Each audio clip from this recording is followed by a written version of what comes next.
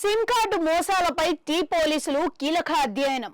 Technology పెరిగే కొద్దీ సదుపాయాల స్థానే కొత్త తిప్పలు తెరమీదికి రావటం తెలిసిందే. సెల్ ఫోన్ హస్త భూషణంగా మారిన వేళ దాన్ని ఆసరాగా తీసుకొని పెద్ద ఎత్తున మోసాలకు పాల్పడుతున్న సైబర్ దొంగల బెడద అంతకంతకు ఎక్కువ అవుతోంది.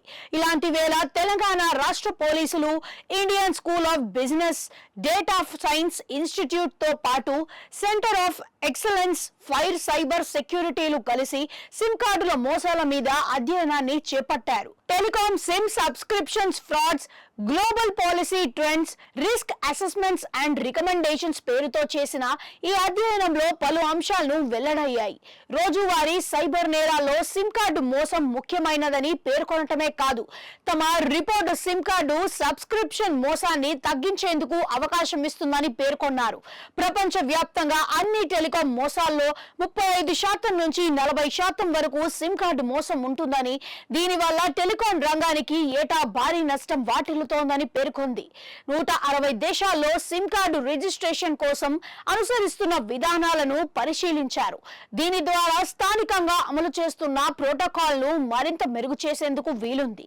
ఈ అధ్యయనంలో పేర్కొన్న అంశాలేంటంటే 64.5% మంది భారతీయ వినియోగదారులు సిమ్ రిజిస్ట్రేషన్ కోసం డిజిటల్ కేవైసీ వైపు మొగ్గు చూపుతున్నారు. ఆధార్ ను ఐడిగా ఉపయోగిస్తున్నారు. ప్రత్యామ్నాయ నంబర్లలో 89% ఆధార్ కు లింక్ చేయటం లేదు. సిమ్ ధృవీకరణ ప్రక్రియలో ఉన్న ప్రధాన లోపం. ఓటీపీ ఆధారిత ధృవీకరణ బలహీనతలు బయటికి వచ్చాయి. సిమ్ జారీకి అనుసరించే మరో విధానమైన పాయింట్ ఆఫ్ సెల్ పిఓఎస్ ఏజెంట్లు అక్రమ పద్ధతులకు పాల్పడుతున్నారు. ధృవీకరణ కోసం ఉపయోగించే ప్రత్యామ్నాయ నెంబర్లు తరచుగా ఇతర నేరస్తులను లింక్ చేస్తున్నారు.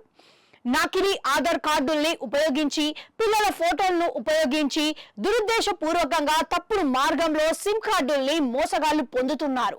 సైబర్ నేరాలకు ఈ సిమ్ కార్డుల్ని వినియోగిస్తున్నారు. వ్యక్తిగత సమాచారాన్ని ఎవరికి పంచకూడదన్న విషయాన్ని గుర్తించడం లేదు. సిమ్ పోగొట్టుకున్న, చోరీకి గురైన వెంటనే రిపోర్టు చేయాలి.